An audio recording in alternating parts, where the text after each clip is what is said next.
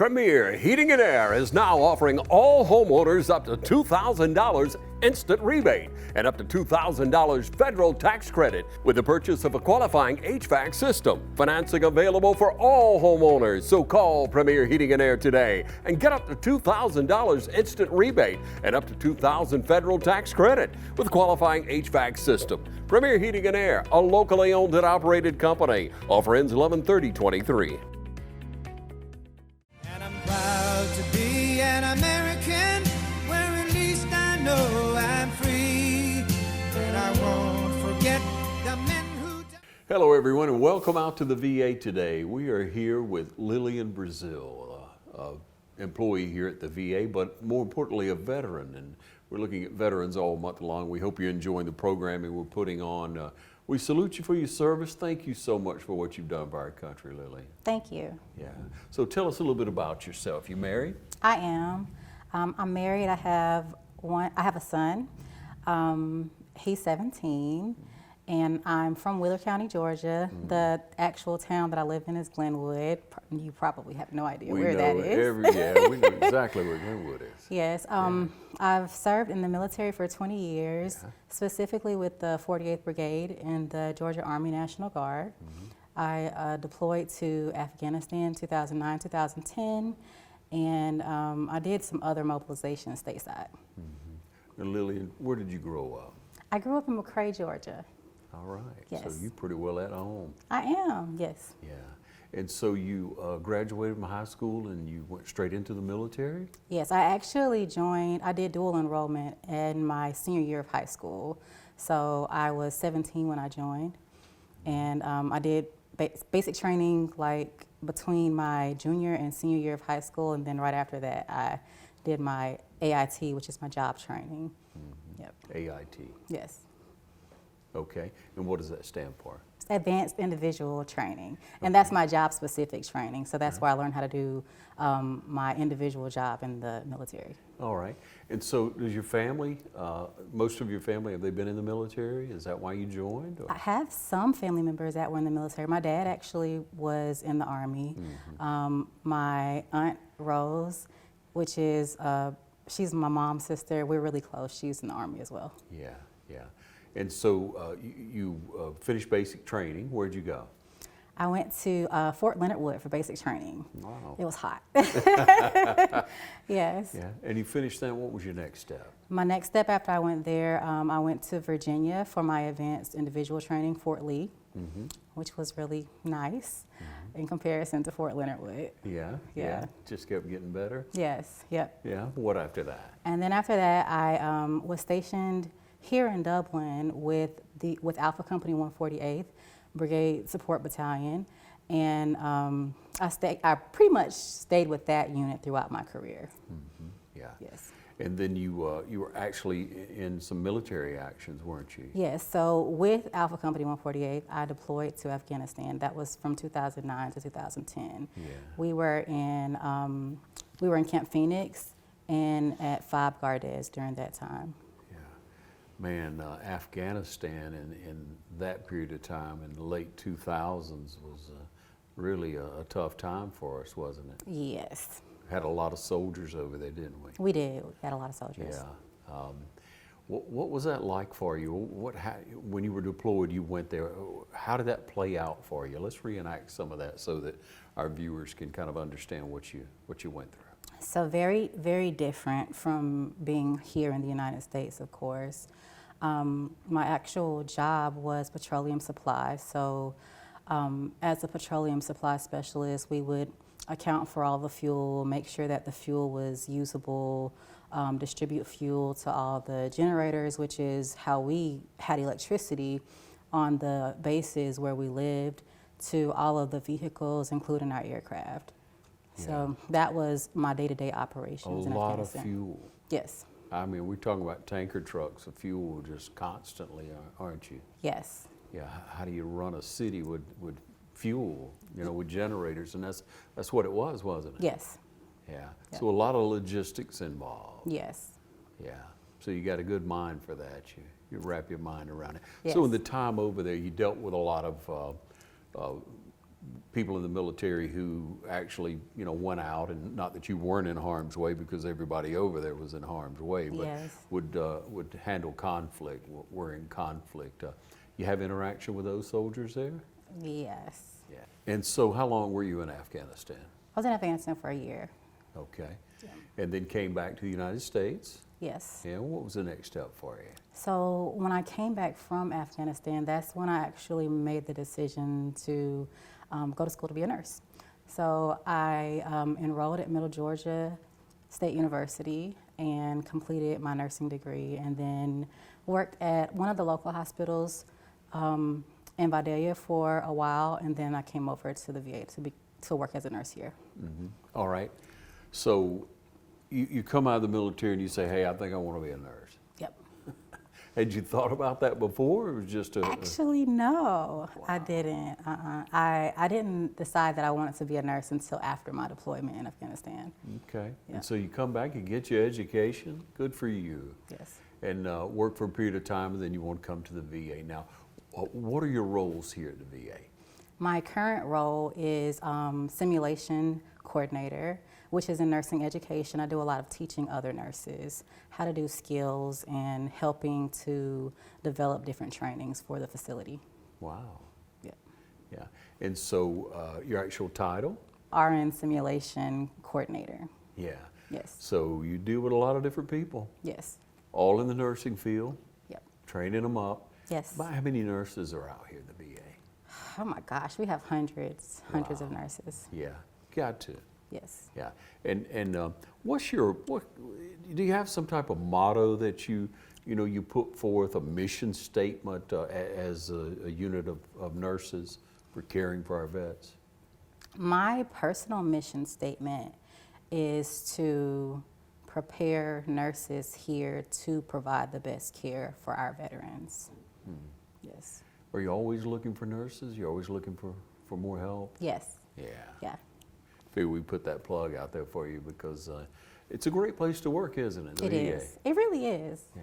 Yep. Yeah. Tell me about it, your day-to-day and your interaction with people and how you feel about working here, please. So, I mean, from day to day, we touch and impact a lot of different veterans throughout the day. And throughout my time here at the VA, because I worked on hospice as a hospice nurse before working in nursing education. I worked in the CLC, which is our community living centers, which would be the equivalent to like nursing home in the civilian world. I worked there, and then I also worked doing some case management in a program called Transition and Care Management, which helps to transition veterans from their military active role into their veteran status. So all of the different nursing roles here impact our veterans in so many different ways. With hospice, for instance, you're helping veterans to die with dignity. Death for all of us is inevitable, but in that role it's so special because you help the veterans to die with dignity and fulfill their final wishes as they transition. In the CLC, which is like our long-term care areas, you're helping veterans to either strengthen back up so they can continue to live their lives once they leave here, if they're just here for a short stay, or you're helping them to have the best quality of life that they can possibly have while they stay with us long-term, if that's their situation. And then with transition and care management, which the program actually has a different title now, but that's what it was called when I worked underneath it. In that program, you're helping the veterans to connect to all the resources that they'll need as they transition off of active duty into the VA. So you touch so many different veterans in so many different ways when you work here. Great experiences you've had, I'm sure. Yes. Talk about that a little bit more. We'll take a short break and be right back. Okay. Century 21 Durden Cornegay Realty would like to take this opportunity to salute all veterans for serving our great country. So join Brian Howell, Charlene Lamb, Adam White, David Deeves, Jennifer Bradley, Mark Bateman, Kim Thompson, Pamela Lee, Edie Webb, Jay Brantley, Jim Jarrett, Raina Doverly, Yvonne Robertson, and broker George Durden, in saluting all those who have proudly served the greatest nation in the world. Century 21 Durden Cornegay, proud to be American and proud to serve you today at 1700 Veterans Boulevard in Dublin. Call us at 272-1535 or log on to c21dublin.com. Stanley Funeral Home would like to remind you to get out and enjoy all the activities of the 57th Annual St. Patrick's Festival. From everyone at Stanley Brothers Funeral Home, enjoy the 57th Annual St. Patrick's Festival. Proud to sponsor coverage of the St. Patrick's events. Hi, I'm Meg Greer-Evans with Middle Georgia Estate Planning, and this November we want to salute all of our veterans and their families. We appreciate you for your service. If you need help with any type of estate planning, whether that's a will, a trust, financial power of attorney, or a healthcare directive, give us a call. We'd be glad to assist you or consult with you and your loved one about long-term care for that veteran. Our phone number is 478-272-2885, or you can visit our website at middlegeorgiaestateplanning.com.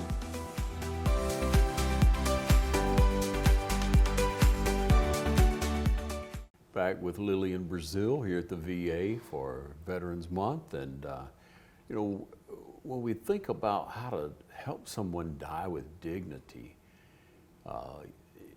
so many people out there have to deal with a parent or loved one who face the same things. What type of advice do you give people as far as building that value within themselves as that person knows that they're very short time left in their life?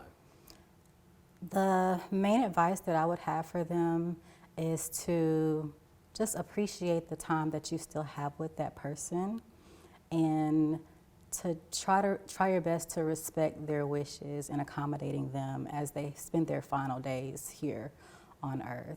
Yeah, try to make them happy and comfortable. Yeah. And so important, but what an experience. I'll bet you learned a lot. If I could put you on the spot for a moment and you look back at that period of time, and you know, when we come through things, a lot of time we reflect back and we realize something that we really gained from that, some moment with a family or a person. Could you share some of that with us, please? Yes. One particular veteran that stands out to me that I'll always carry with me in my heart was a veteran that was dying of cancer, and he was at a point where he was unable to sit up, but he loved fishing, and that's all he would talk about is fishing. His dying wish was actually to go fishing, but he was bedbound. He couldn't get out of the bed. So for this particular veteran, we were able to take him fishing right across over at Lake Leisure. Yeah. And we took him out on a stretcher because he was bedbound. He wasn't able to get up. And he was able to catch a few fish, and that made him so happy, just being able to fulfill his final wishes. Lillian, what a sweet story that is. That'll warm your heart. Moving on, you help people to prepare themselves to go back home, to hopefully, you know, during the period of time in patient care, when you wore hat number 2, I guess. Here. Yes. And so when you were there, how do you motivate people who sometimes when you get a certain age and you're injured, what have you, you're not so motivated? Yeah. How do you do that? In those cases, I would try to remind them of what their final goal is, because some days were tough for them. But I would always remind them, you know, you're looking forward to going home, right? Yeah. And just talk with them about the things that they enjoy at home and the reasons why they love their home so much. And that would help to motivate them to try to get up and do their physical therapy or whatever it was that they needed to do to strengthen themselves. Yeah. You've met hundreds, if not over thousands of vets that have come through in your period of time here. A lot of people get service from this VA, don't they? Yes. Yeah.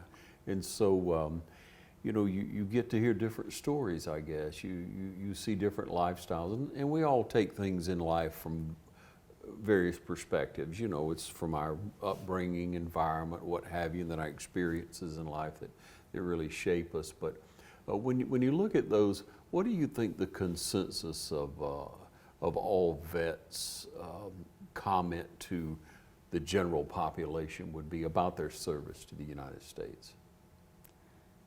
I think that the general consensus is that their service to the United States was selfless, that they did it for everybody else. It wasn't something that they just did for themselves. And that's part of why I appreciate them so much, is because they didn't have to. I mean, most of us weren't drafted. We chose to serve for the sake of everybody else in our country. Yeah, wow, that's beautiful. That's beautiful. Hey, we'll step away again. We'll be right back.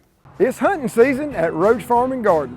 Roach Farm and Garden has a warehouse full of feed and seed. Pennington, Big Boss, ADM, 4S, FRM, and Antler Extreme. Even got the feeders to put it in. Food plots, we got you covered. Fertilizer, oats, clover, peas, and mixes. Take time to check out our huge concrete statue selection. Need deer lure?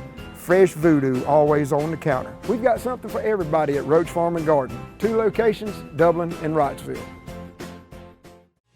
MedFirst is committed to service and quality care. Located on Hillcrest Parkway near Fairview Park Hospital, we're built on the philosophy of continually providing new and effective services to meet the healthcare needs of the communities we serve. We have a complete inventory of all the latest in-home medical equipment and appliances. Also, the latest technology in seat lift chairs is displayed in one of the largest medical showrooms anywhere. MedFirst has become a leader in sleep therapy services in the Middle Georgia area, as well as home respiratory services. Roger Folsom and the team at MedFirst look forward to taking care of all your home medical needs.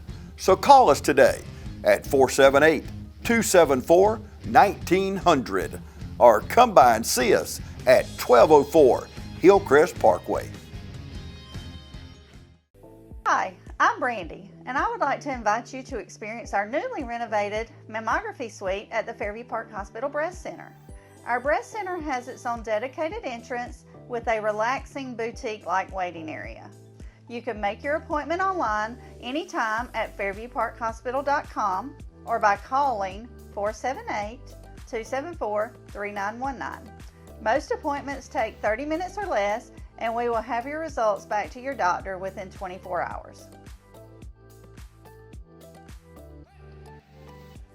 Welcome you back again, Lillian Braziel. I've really enjoyed getting to know you today, and I trust everyone watching has.